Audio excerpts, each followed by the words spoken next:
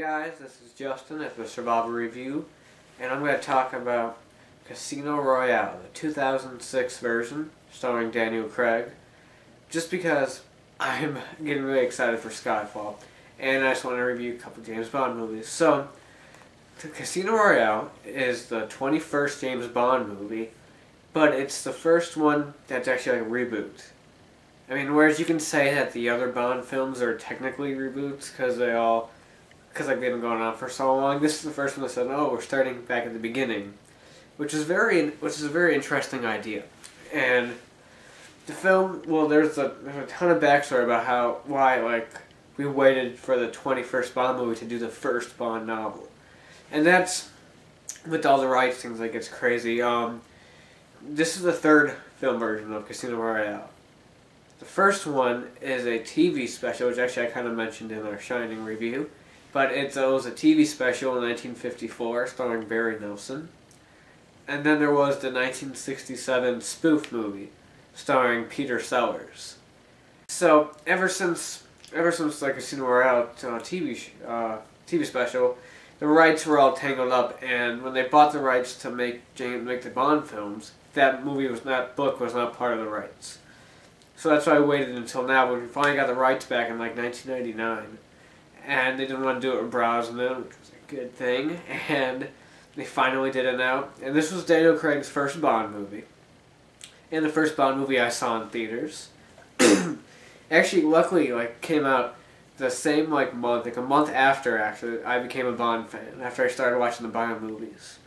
Which I got lucky there, because I was watching the Bond movies, and I'd go watch TV, and all of a sudden there's a commercial for the new Bond movie, and I'm like, really? And this one is actually, it's one of the best. I'm a Bond fan, I know, it's one of the best films. Daniel Craig showed that he is probably one of the best Bonds. He's my second favorite, right under Sean Connery. He's my second favorite Bond. He's a great Bond that really gets the grittiness down from the novel. From the Ian Fleming novel character. And he's the one that does it perfectly. And so, I'll start out with just trying to explain the plot a little bit. These plots can get complicated. But the major, I kind of just the plot, but there's a lot to it because this movie's 2 hours and 20 minutes. Is that Bond has to go to the Casino Royale and play poker against this guy named Lashif, who's been betting terrorist money, and now he really needs to get money back because he's been losing a lot, and he really needs to get the money back to pay off the terrorist guys, and so they're there to kind of stop him and make sure he loses. So he stops buying stuff. I think plots aren't my strong point, but Lashif's the villain, awesome villain.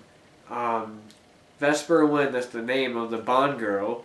Hot Bond girl, and actually really good actress.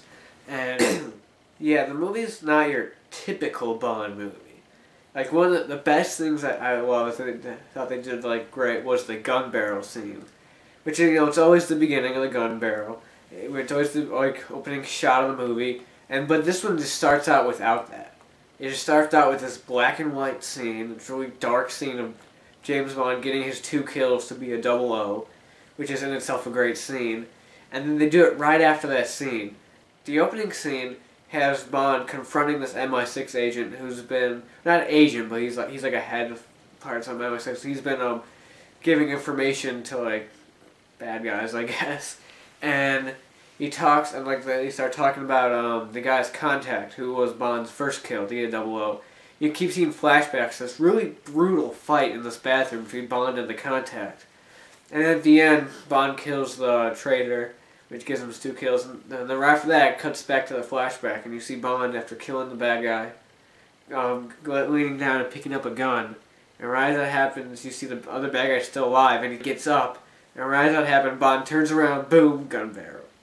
And you're just awesome. Yeah, that was so cool. It's also interesting how the movie doesn't use the Bond music, not until the end, which is another great scene where Bond doesn't say the most famous lines, Bond, James Bond, until the final scene, which is awesome.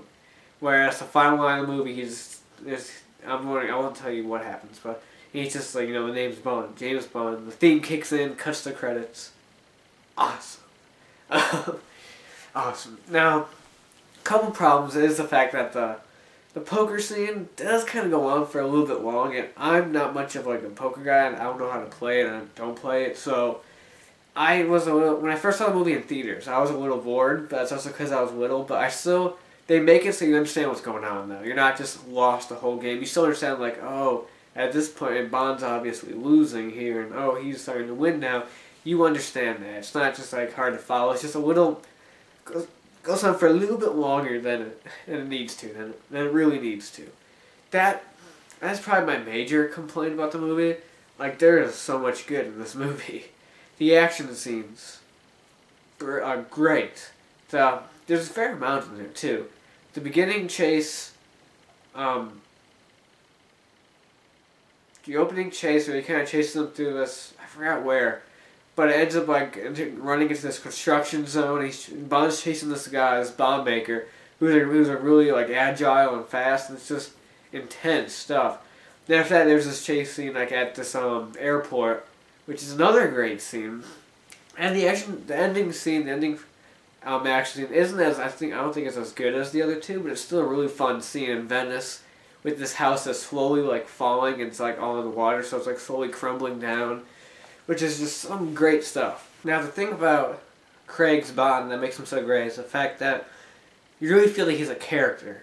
Whereas by the time you get to like the 5th Roger Moore film or the last few Brosnan ones, you kind of feel like he's just a caricature. He's not really a character. He's just like, oh, that's James Bond.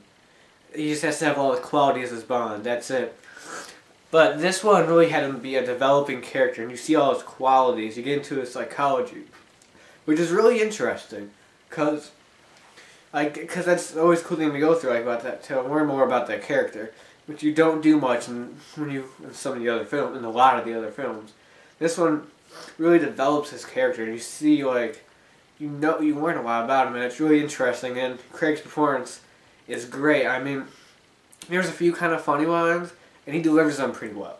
He's not awkward, kind of like Timothy Dalton is, but he delivers them really well, and it's really great. He's a great Bond. And they still make him dark, but still kind of make him a likable character, which is kind of a problem I have a little bit with Quantum of Solace, which I'll get to later.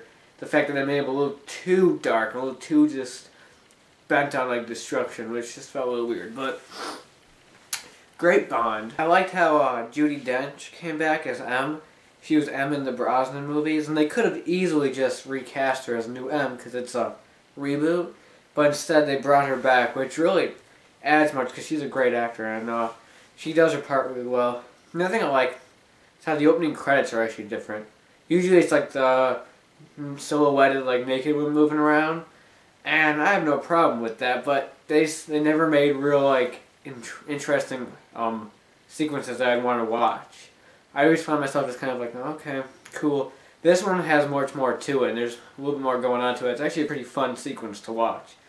That I don't just fast forward through it whenever I'm rewatching the movie. I actually watch it.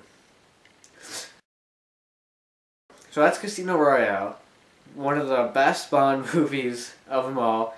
It's really strong way to start out this new kind of series of Bond films. They're darker and grittier. There's not a lot of like crazy Bond moments in here. Like, it's really different. Like, there's no Q or Miss Moneypenny, which is which may throw people off a little bit because it's really different, but it works. Still has that Bond feel, and great performances, real intriguing. I mean, you stay interested, like I said, besides poker scene, which goes on for a little while, you stay interested for all 2.5 hours that the movie's on for. And that's a hard thing to do, and they did it perfectly, and they adapted the novel really well. Out of 10, this is not going to surprise you, but a 10 out of 10. Love it. So yeah, that's Casino Royale. Great film. I'll be back to talk about Quantum of Solace, but for right now, that's it. Talk to you guys later.